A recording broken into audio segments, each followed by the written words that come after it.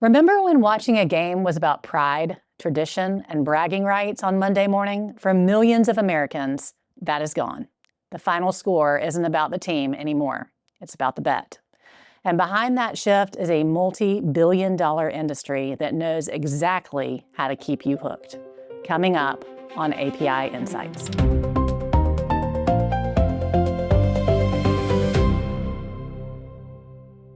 Welcome to Alabama Policy Insights podcast. Today, we're joined by Danny Funt, author of Everybody Loses. So for years, Alabamians have been told that sports betting and the legalization of a lottery, casinos, and betting is an inevitability. But the sands have shifted under us multiple times as we have discussed betting in the state of Alabama. Danny has written a book called Everybody Loses. And the title of his book is a sobering reminder that when society trades values for a percentage of the return, communities always lose. So, Danny, for those of our listening audience who haven't read your book, if you would just give us a synopsis, easy synopsis of your book and just really what led you to write it, what led you down this path. Sure, and thank you so much for having me. This is a real pleasure. Absolutely. I'd say this cried out to me as a book worth writing for a number of reasons. I'd been covering it for a while for the Washington Post and other outlets. And I just felt like we as a country still hadn't gotten to the bottom of why sports betting is suddenly everywhere after a century, literally, of the professional sports leagues and college sports and so many other institutions fighting as hard as possible to contain it in Nevada. The fact that as of 2018, there was such a profound 180 where the leagues are now in many respects the biggest champions for gambling, I found puzzling, and I didn't find their explanations totally satisfying. So I wanted to get to the bottom of that. Mm-hmm. I also wanted to understand the consequences for the 38 or 9 states that have legalized. You know, the trade-off is such an important part of this, and I think in a lot of places, there was a huge rush to legalize and start cashing in. And they didn't really think through what comes with making it so easy to bet on basically every sport imaginable 24 hours a day, 7 days a week from your phone. That's such a whole new ball game. And I thought taking time to process the consequences was useful. And the last thing I'll say, and we can dive into all of this, is just these sports books themselves, the companies that take your bets, have become such Goliaths in American life and are so powerful and such household names in a lot of places. And yet I felt like it would be interesting to take the time to speak with people who work there to know how do they think about their business? How do they talk about customers? Are they concerned about some of the side effects of legalization? And where do they see all this headed? So taking the time to write a book allowed me to speak with dozens and dozens of people who work in the industry. And I found that really eye-opening. Yeah, that's interesting. I definitely want to hear more about that because I think that that's something that you really can't do in an article or, a podcast or something, that's a shorter version than a book, and really being able to dive into that human aspect of the problem on both sides is what makes your book so powerful. So we appreciate all of the time and effort that I'm sure that you put into writing it. So at API, we've been fighting against the legalization of gambling in general for literally decades in the state of Alabama, and sports betting has really changed the game. And so talk a little bit about how you feel like that might have changed the culture, kind of the get rich quick kind of culture. And you talk in your book about how that might have fundamentally undermined kind of traditional values. And I would love to hear a little bit more about that. Just the fact of thinking about it through thinking about the values that come with gambling or that gambling might compromise is something that I dug into the history of this. I was surprised at just how absent that side of the conversation is nowadays. Right. This, and I'm sure a lot of your listeners do, but there's concern about gambling is so deeply rooted in American history, Mhm. in part because a lot of religious refugees founded the original colonies. So you Right. had that. Even in much more recently, a religious skepticism of what gambling does to the soul, to communities, Mhm.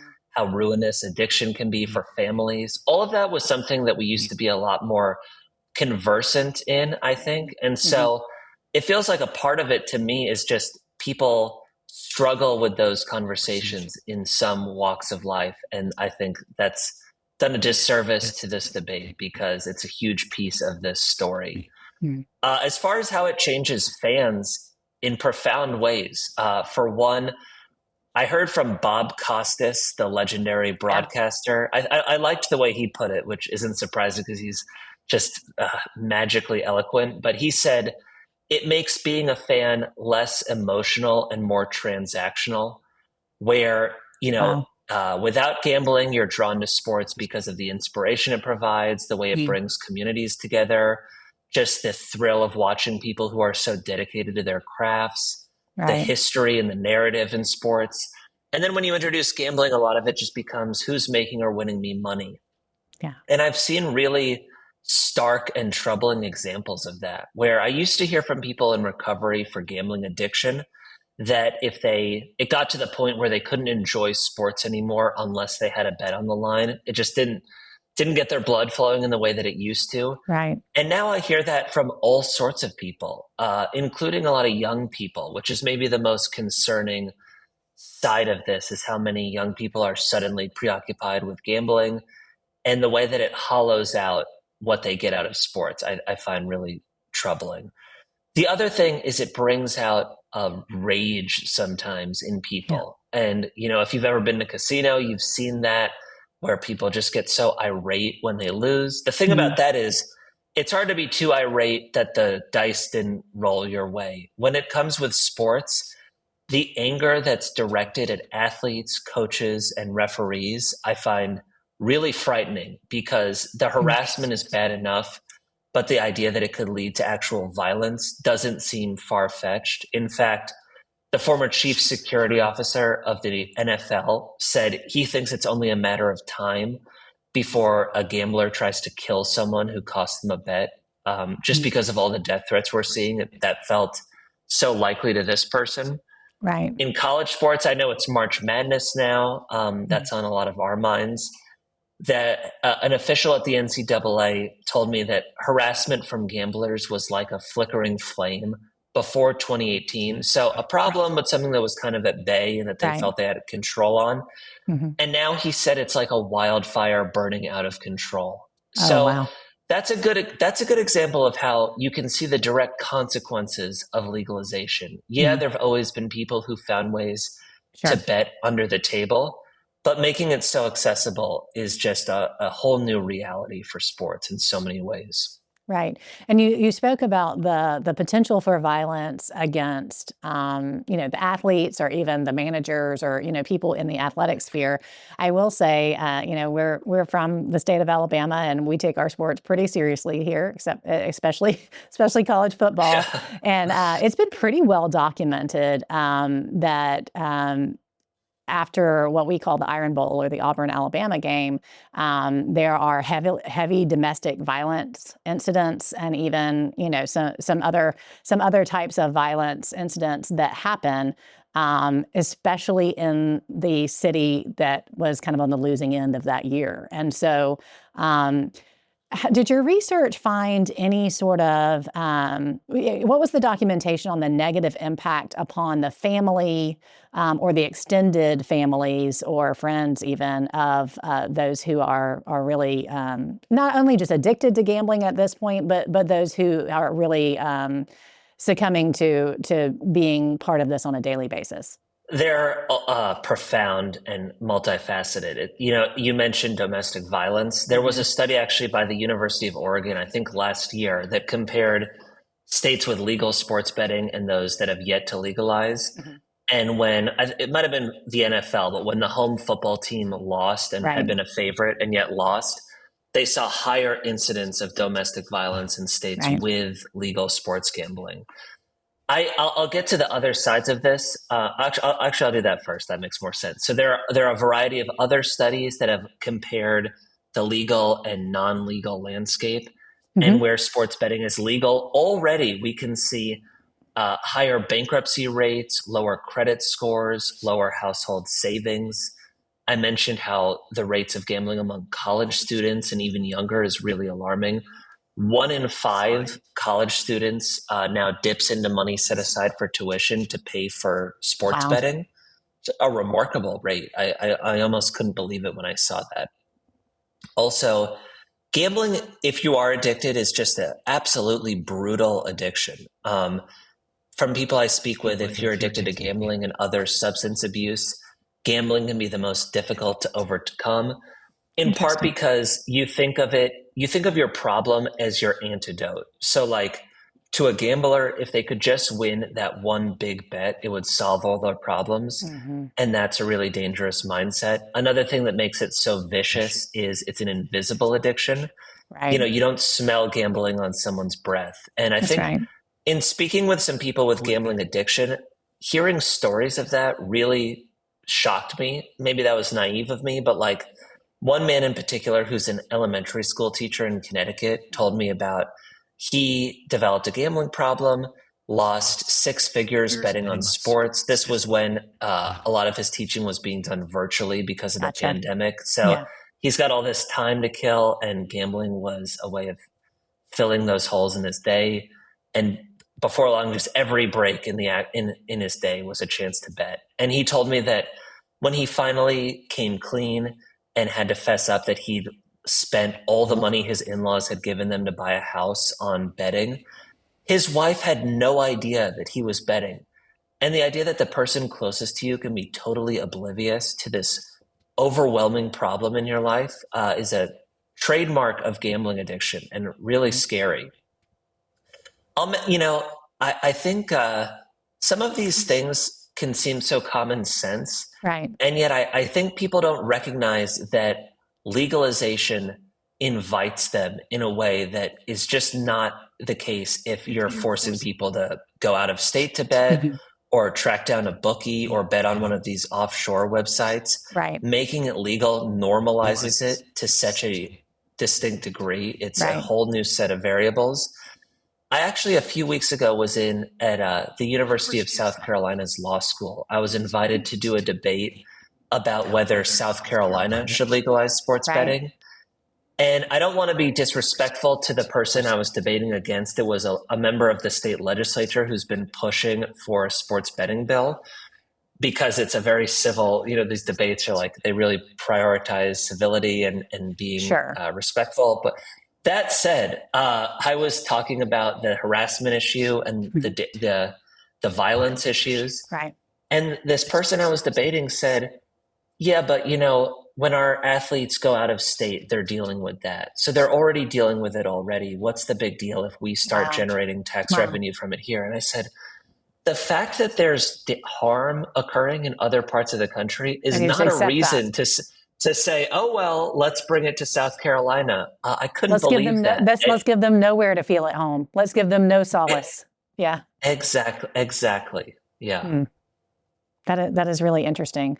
Um, One thing that I think that a lot of people really miss that I really appreciate about your previous reporting and then also in the book is the structure of the platforms and how predatory in nature they are, how they pursue, how push notifications and actual emails and text messages and things like that. They actually pursue their customer. And that's not totally unique to the betting industry, but it has different implications. And so between that and then my next question will be about algorithms and touch on how all of that structure works against those who want to just kind of socially bet or be a casual user. Speak to a little bit of your experience or understanding of how that works from who you've talked to. I guess to some extent you got to marvel at the technology of these online sports books because what I learned just the level of profiling of each customer is so sophisticated and so granular. From the moment you open an account, they're developing a picture of what kind of customer you are and how they'll treat you accordingly. So if you look like someone who's reckless, who has a lot of money to spend and isn't thinking too carefully about how you spend it, Right. you're going to be bombarded with these really generous promotions, bonuses, free bets, deposit credits, all of this jargon, which is basically tools to egg you on to keep you betting and keep you betting constantly. Also, if you take a break, you'll get, like clockwork, an email or a push notification saying, "Hey, here's a deposit match," or "Here's a odds boost if you come back and start betting." And I just think, if we think about the equivalent of other industries of products that, you need to tread carefully, like imagine if the bartender at your local bar was knocking on your door because you hadn't been there in a few days and saying, "Hey, drinks on me. Why don't Right. come Yeah. back First shot ASAP?" free. Right, we would say that's insane, that's unacceptable. But that's the standard for the online betting business. The whole side of the business that caters to so-called VIPs really shocked me. And people might know that if you are a VIP at a casino, the people who are losing the most money, sometimes called whales, you might get a free room or a free dinner, or they'll even fly you out to their casino. But that's kind of contained in the casino. The fact that this is online now, the sky is the limit of the perks that online VIPs are getting. In sports, it's everything you could dream of, the best seats possible, as well as throwing out the first pitch at a Major League Baseball game, Wow. having your kids take batting practice on the field, playing a pickup basketball game on an NBA court, giving the starting command at a NASCAR race, taking a helicopter to a golf championship and landing on the golf course. All of that is incredible, but it goes even beyond sports, where the host, if you're a VIP, will take you out to dinner, play golf with you, Right. go out drinking, go to games. I even heard a host at FanDuel tell me quite proudly that they had caught wind that a VIP's dog had passed away, and they sent them a condolence basket that included a picture of the dog printed on a blanket. And the point they told me was, if you're ever thinking about dialing back your betting or reconsidering how much you want to be doing of this, just know you're not only going to lose all these perks, you're going to lose a friend A who was friend. thoughtful Yeah. enough to send you this gift. And that, I think, is a really dangerous line when it comes to a potentially addictive product that a lot of people, even if they don't have a full-blown addiction, have a problematic relationship with. I'll close on that point by saying these VIP programs can seem so overboard in what they're doing to entice the biggest losers that the companies insist that they're confirming that people can afford to lose that much money, that they either have a high paying job or just a lot of money on hand so that they can do this safely. Now, health experts would argue no matter how much money you have, you shouldn't be betting constantly every day. It doesn't, just because you can afford it doesn't mean you can afford it from a health standpoint. Right. But at least you hear this assurance again and again that they're vetting customers who are betting thousands every week, if not much more than that. So I had that in mind when I was speaking with someone who told me they lost about $100,000 in a year on FanDuel. They were in Connecticut, and so I was remembering that promise I'd heard from these companies. And I said, "So what were you doing for a living when you lost six figures as a VIP at FanDuel?" Because they told me I was addicted to the betting, but I was also addicted to those perks, and it made it much harder to quit, to lose out on, taking my wife out to a free dinner or all sorts of other freebies that they were getting. And he said, "I was a server at the Cheesecake Factory making $65,000 a year, and obviously FanDuel had done nothing to check that he could afford to lose $100,000 in a year." And when I asked FanDuel, they said as much. So there's a lot. You used the word predatory. I used to be very cautious about that word because it's quite an accusation. And after talking with hundreds of people for my book, including people in the industry who feel that way, I now feel like there's no way around it. This is a occasionally predatory business. Mm-hmm. Interesting. Yeah, and you touched on, in your answer on that, you touched on the public health question. And that's something, because this has really turned around pretty quickly. That Supreme Court change in 2018, and then just the avalanche of states making sports betting legal, and then also all of the illegal market that is going on in the other states. Talk a few minutes about what you found out from public health experts in general, and then specifically as it relates to adolescents, and specifically adolescent boys. I'll start at the end, which is the main draw for a lot of states was tax revenue. They saw the numbers and they thought, wow, without raising income taxes, we can generate all this money. Mm-hmm. Hard to say no to that. I think when you factor in the public health and the economic consequences of this, mm-hmm. a prosecutor in Massachusetts who's going after some of these companies put it bluntly. He said the public health consequences will so outweigh whatever states are generating in tax revenue. It's unfortunate. It's astonishing, as he put it, and it's unfortunate that people haven't kind of seen that full equation, because the safety net that you have to account for to deal with people with a gambling addiction is substantial. Mm-hmm. The cost of counseling is significant, and you often need extended care to overcome a gambling addiction, not to mention if you're losing a lot of money betting. And I've spent some time talking about addiction, but the average customer on DraftKings, the number 2 sportsbook in the country, mm-hmm. their average customer, they say, loses more than $100 every month. Mm-hmm. That's the average, losing $1,200 a year. That's a lot of money. So right. The money that's not going, whether toward investing or other retail spending, mm-hmm. that hurts if you think of the big picture. But on the public health side, I mentioned the safety net. And a lot of states you'd think would recognize that if they're going to legalize something that has health consequences, they would need to divert some of the money toward dealing with that. Right. And by and large, that hasn't happened. The lobbying is very aggressive to not make that the case. And as a result, hardly any states are spending what seems necessary to account for the onslaught of health problems that they've created with legalization. Mm-hmm. And then we're still wrapping our heads around the consequences, because this is what's called a progressive disorder, meaning maybe you do a hard drug and you pretty quickly know that you have a problem with that. With gambling, it can take years for a problem to emerge. Sometimes you're fine, and then you have that really big win, and that becomes a curse because you're chasing the thrill of that jackpot again and again, and you get in way in over Huge your head. Dopamine hit. Mm-hmm. Yeah, and then with kids, that is also a progressive problem. If a lot of kids are betting now, what that will mean for their health down the road. As I asked one of the foremost experts in that, a man named Dr. Jeffrey Derevensky, mm-hmm. what he thinks about the surge of gambling among people as young as elementary school, if you can believe that.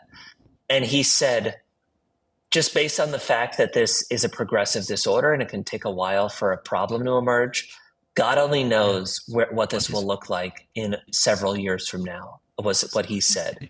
Right. And I live in North Carolina, mm-hmm. Where they legalized about 2 years ago. Right. Now, half of the calls to our state's problem gambling hotline are coming from parents who are petrified at what they're seeing in their kids gambling. I'd say that's one of the biggest things I've heard from people who've read my book is, mm-hmm. man, my kid is suddenly obsessed with gambling. I don't know what caused this, but I'm terrified. What should I know about what this could mean for them? Mm-hmm. And I think that's probably the thing that might motivate change. Is just of course, teenagers and even younger should not be gambling. And the fact that this is at their fingertips and there's so much tempting them to dabble in gambling and make that a habit is really concerning for good reason. Yeah, no question. And So you speak a little bit, or a lot really, in the book about the normalization of betting across our culture and a very quick turnaround, basically shorter than a decade. How much do you think advertising has impacted that normalization? To a massive degree. And I know I feel like I beat this drum a lot, but it's so fundamental. And at that debate I told you about, I felt like Mm. this hadn't fully dawned on people, is just they hear we've got the black market, we've got people betting with Right, bookies. Like, people bet, and legalization, the argument was it's just going to convert those people from the black market to a right. legal market so it can be taxed and regulated. And that's simply not true. You grow the pool of people betting dramatically as a result of legalization. And part of that is just because the advertising is inescapable. In Charlotte, where I live, I was once watching a Hornets game, our NBA team, and on the screen at a given moment, there were 7 gambling ads.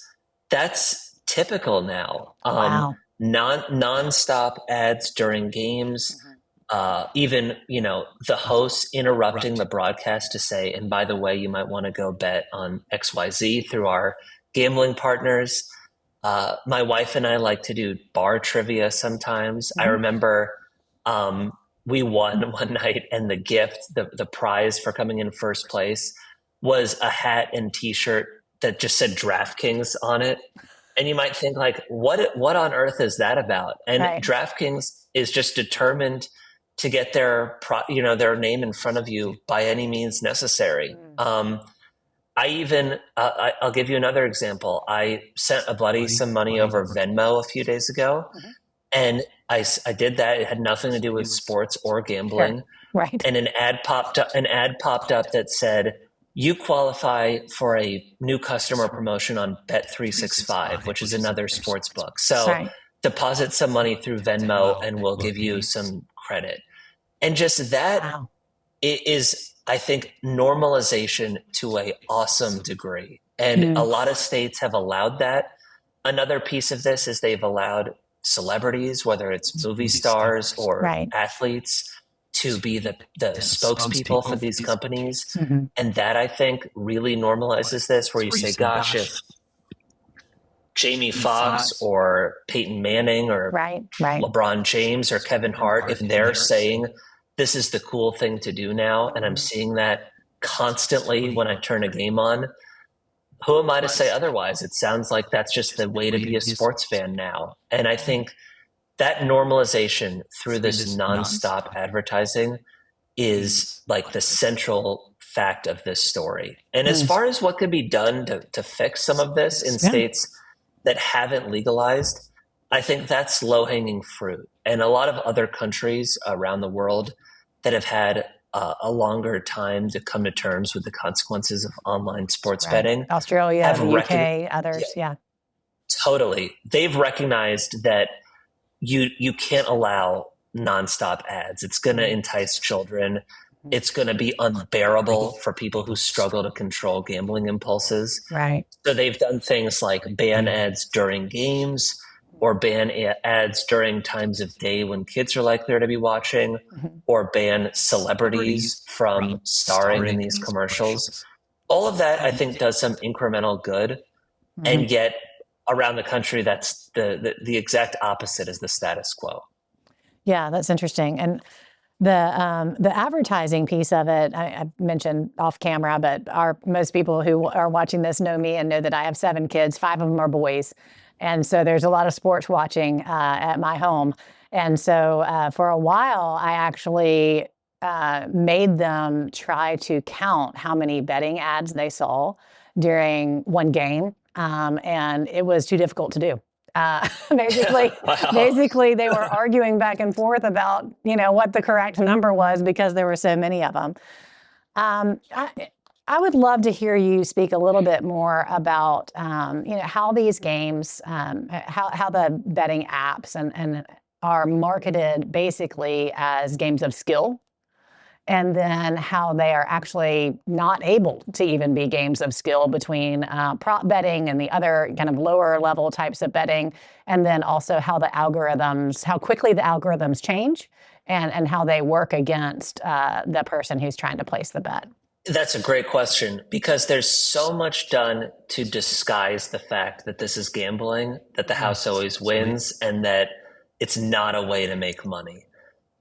Starting with the fact that the industry goes out of its way to avoid the word gambling. Right. It's They sometimes gaming. call it the G word or gaming, which is such a euphemism. And I figured I had a hunch, but if you read my book, you saw in the introduction, the person who founded the American Gaming Association or was the founding president of that leading trade group for the gambling business explained at the time that if you think gambling, you think a casino, and maybe you don't want to spend a lot of time in a casino or more than in moderation.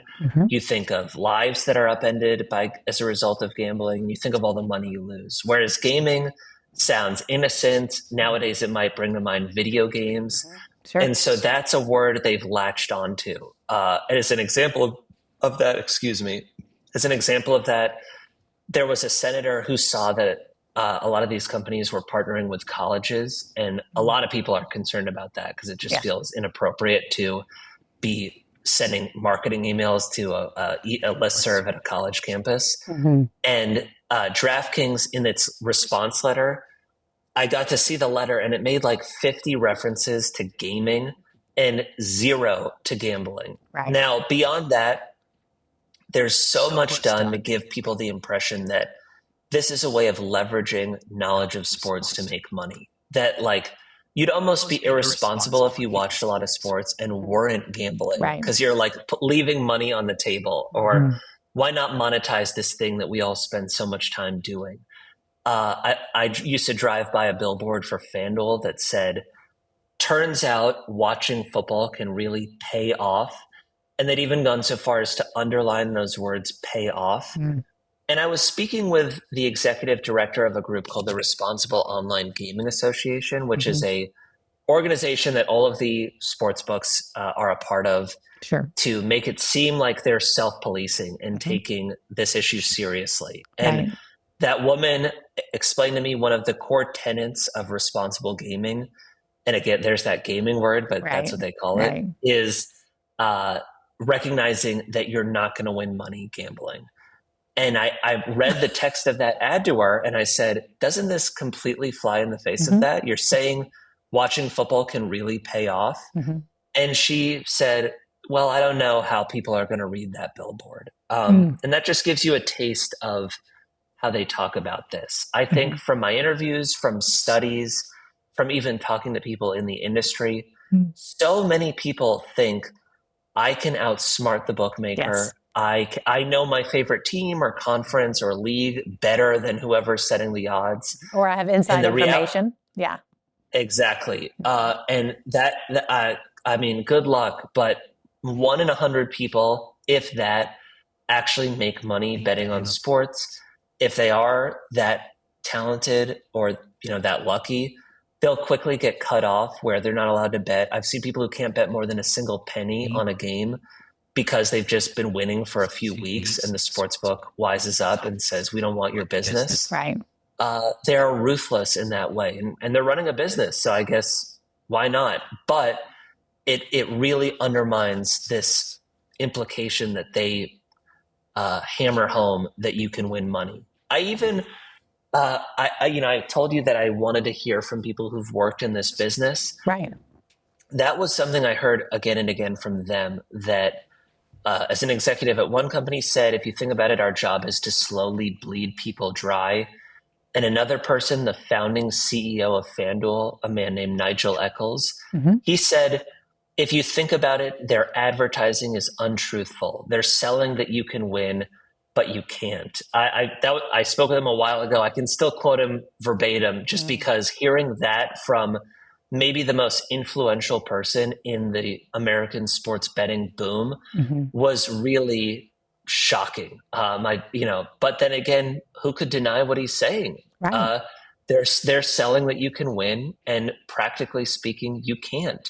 And when we were talking about young people, I think that's one of the most seductive things for them. This idea of this is a side hustle. This is an investing strategy.